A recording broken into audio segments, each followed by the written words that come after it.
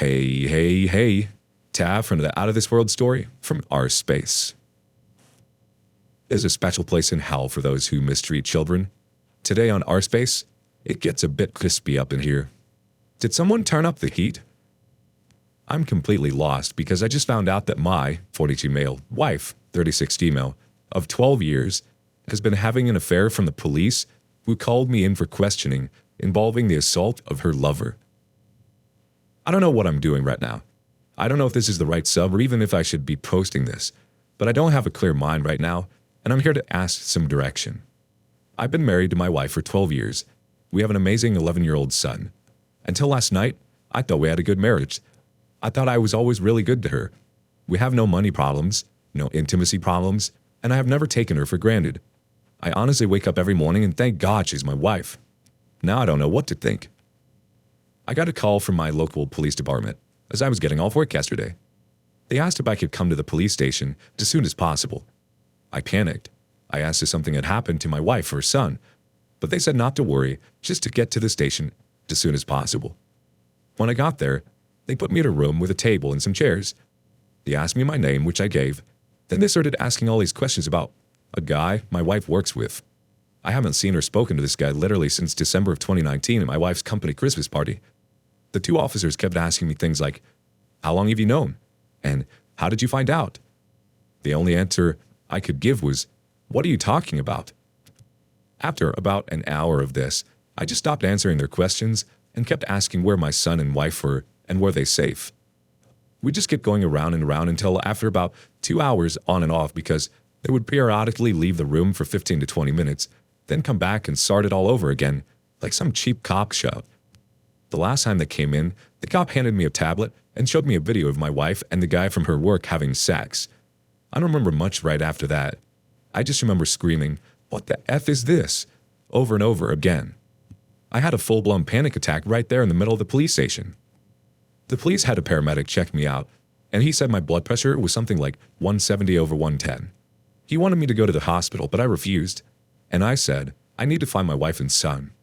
After I calmed down, the officers explained that the guy in the video had been having an affair with my wife and apparently several other women. He had been found that morning in his driveway, beaten, raped, and set on fire.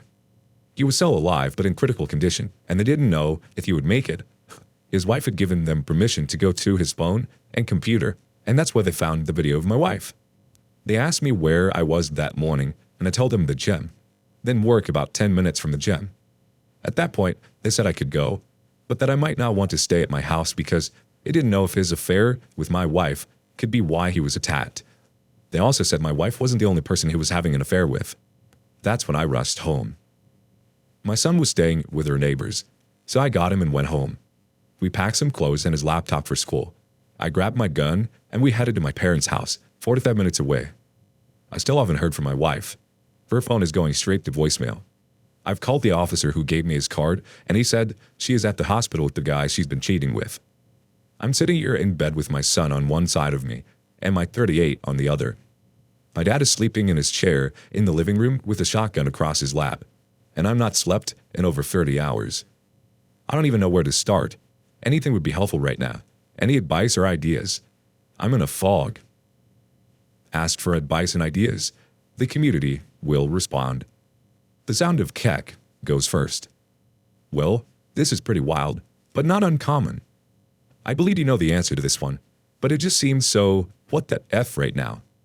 To break it down, wife cheated on you. Guy gets beaten up to an inch of his life. Police question you. Tell you your wife is having an affair. You blow up, righteously.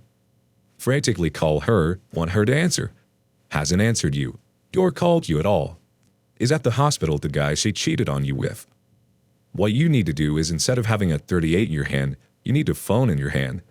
Get a divorce lawyer and have these police officers properly document how she's with the guy she cheated on you with and to get evidence of that sex tape they made. This will be uncontestable evidence that makes sure she won't get jack crap when you divorce. You'll be glad you did this. This will also help with custody arrangements down the line as well.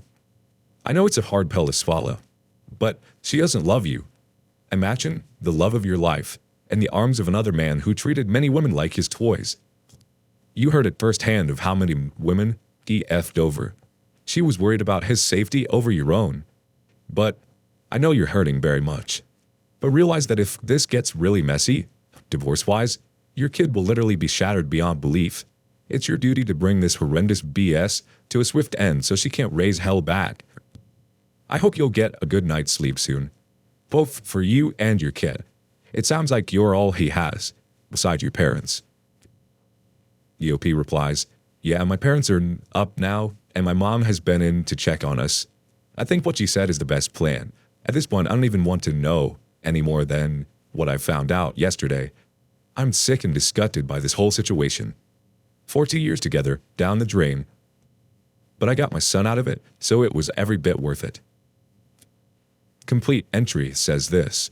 Get a freaking lawyer. These cops already like you for a suspect. Practice your effing right to remain silent. Do not even go into the effing interview room again. They were trying to walk you into confession here. Yikes. Yes, definitely blow you up. It sounds like a nightmare. Of course the police questioned you that way. The comments aren't wrong when they say they definitely suspect you. They were trying to get you to make a false confession. This is an absolute dumpster fire. And what a terrible way to find out that your wife was cheating. Update. I intended to post this on Saturday 12/19, but it didn't go through, and I got blocked from reposting because I asked a yes/no question. Anyway, here it is again. I'm working out a bit, so I may not be able to reply that much right now. My original post was removed, but a lot of people messaged me and asked for an update.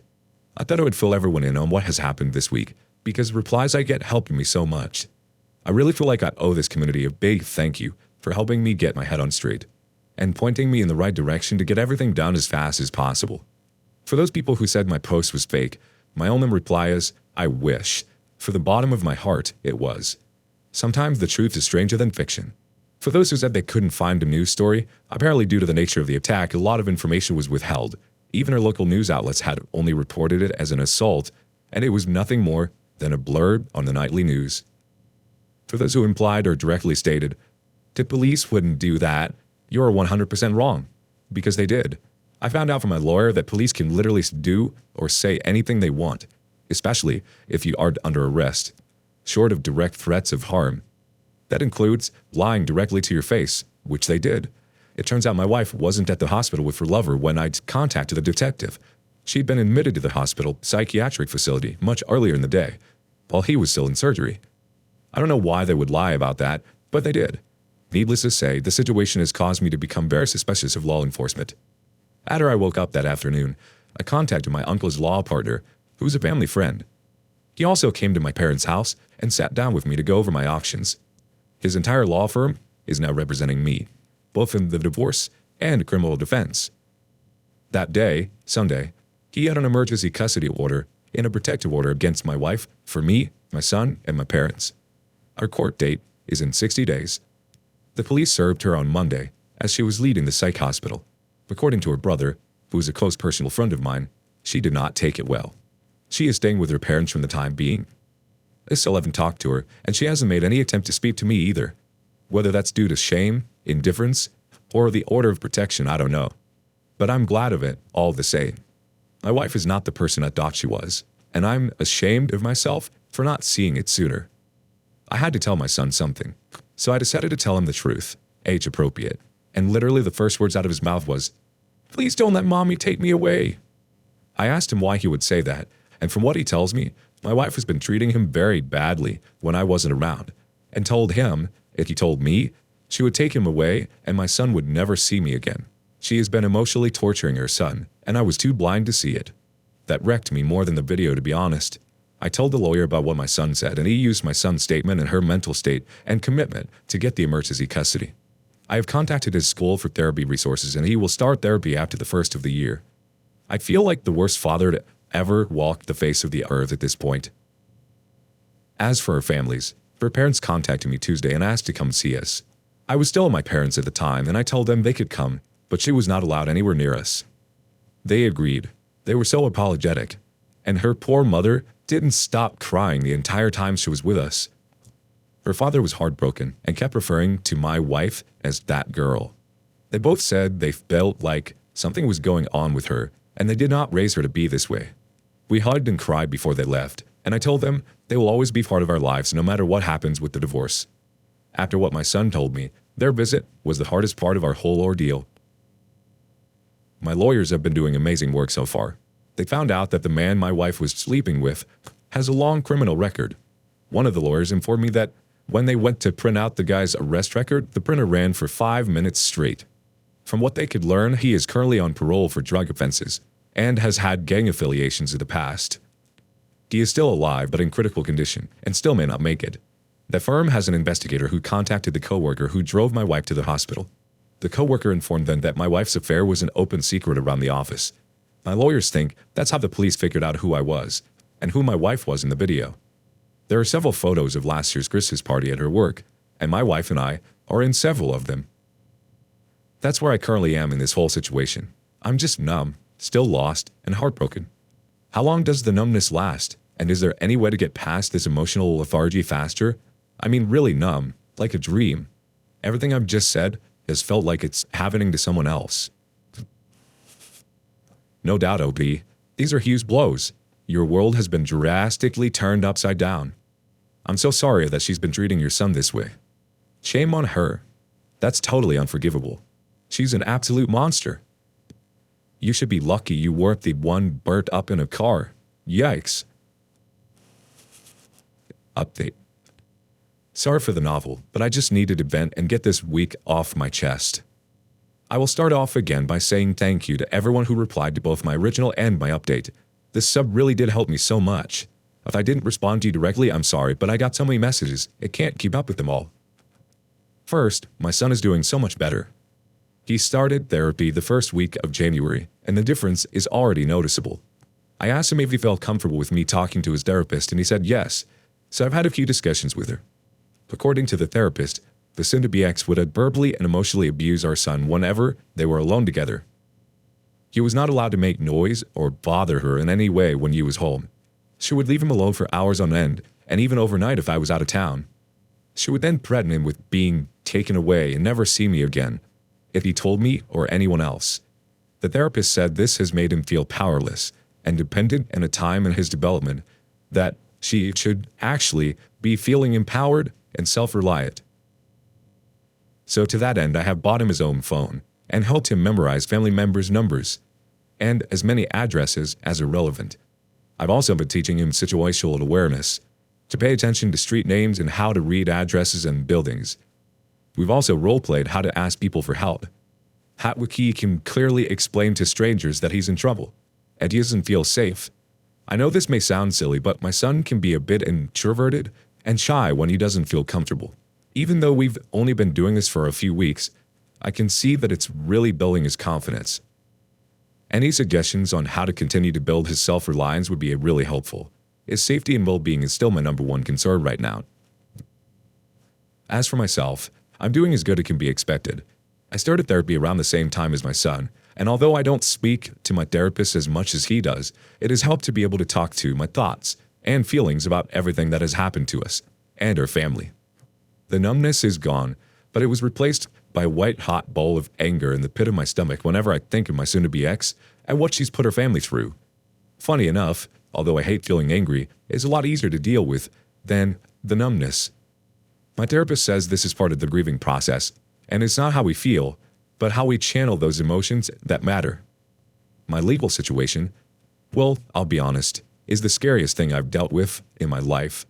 I was awarded temporary full custody and child support, which I didn't want, but my lawyer pretty much demanded we ask for it, as well as a continuation of the order of protection for myself and my son. At the request for an order hearing, which neither my wife nor her lawyer showed up to, the judge asked if we would allow supervised visits, but my son absolutely refused, which was why my lawyer told me to bring him along. The judge asked my son if he would speak to him alone, and he agreed. The judge, stenographer, and a child welfare officer went into the chambers with my son and met for about 10 minutes. After their meeting, the judge granted the temp orders and ordered therapy and psychological evaluation for my son. Luckily, the therapist he is seeing is somehow involved with or accredited to work with the courts, so he doesn't have to see another therapist.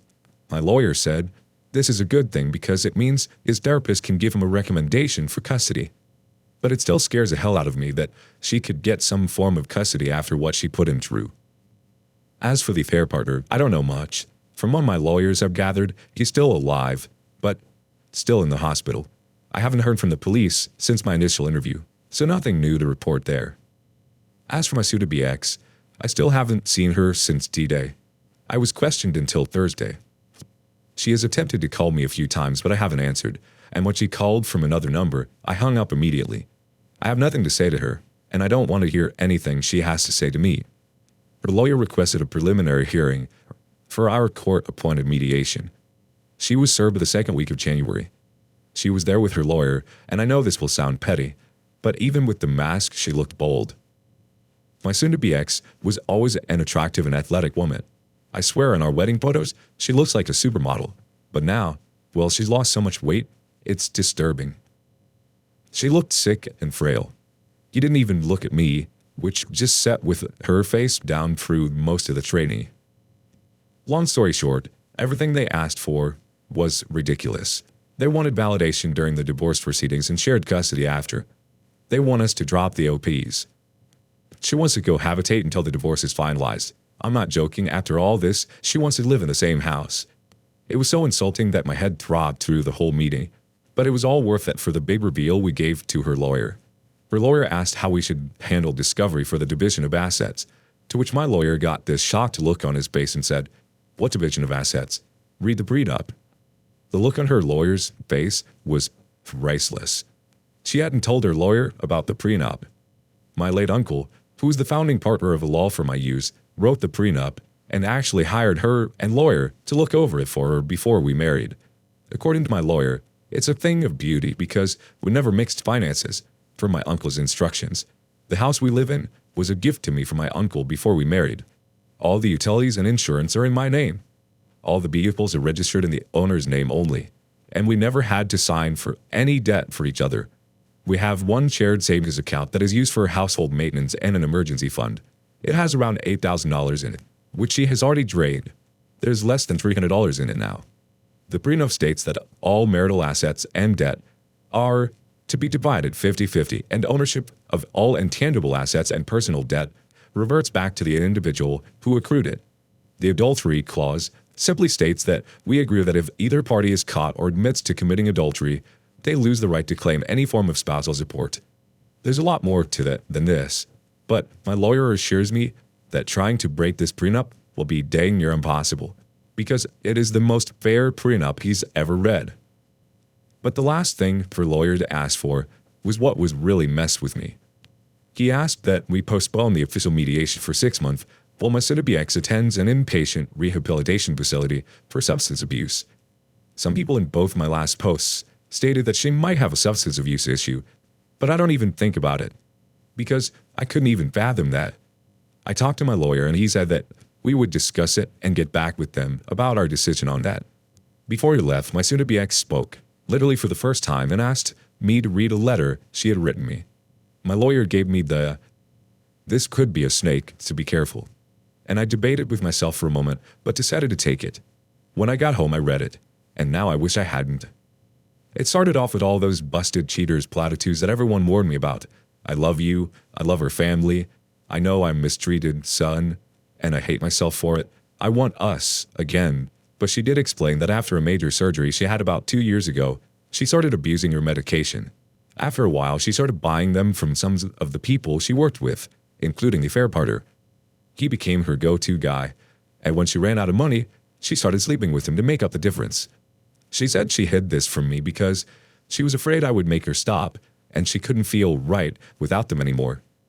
That he meant nothing to her but a fix, and she hates herself for doing what she's done both to herself and to us.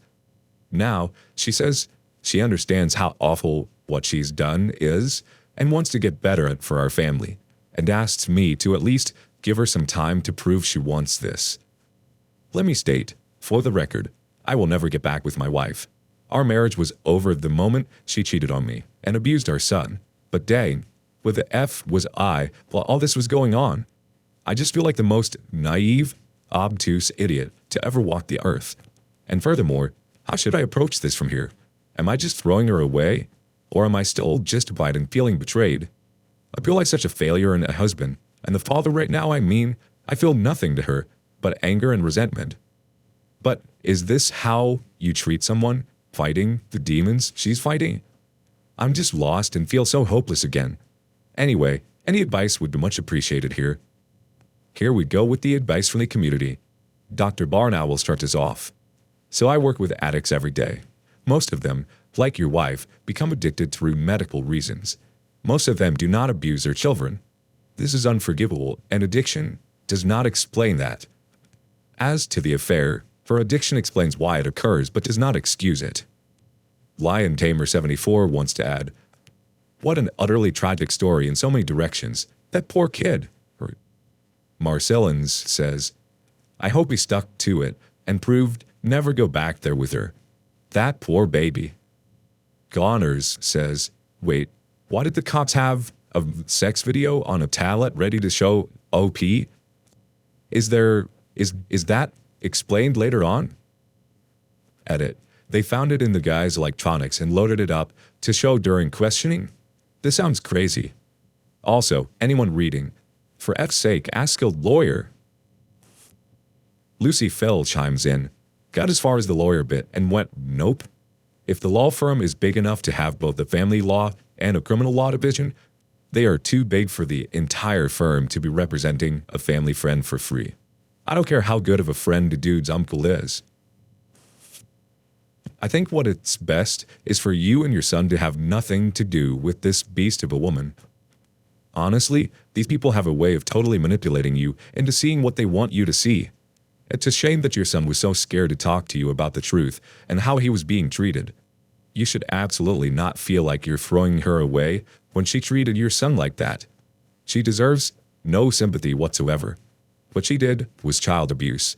You should run far, far away from her and protect your little boy from her at all costs. And just because you don't see it doesn't make you a failure. Just makes what she did all the more wrong. Everything she wrote to you in that letter was BS, and it should be burned to a crisp, just like a fair partner was. I said it. What about you? What are your thoughts on this? Thank you for joining us today on Our Space. Like and subscribe and hit that notification bell so you don't miss out on our next video. We'd hate for you to miss out. If you want to listen to more stories from me, check out our lounge where I feature a larger variety of non-cheating related stories. See you there.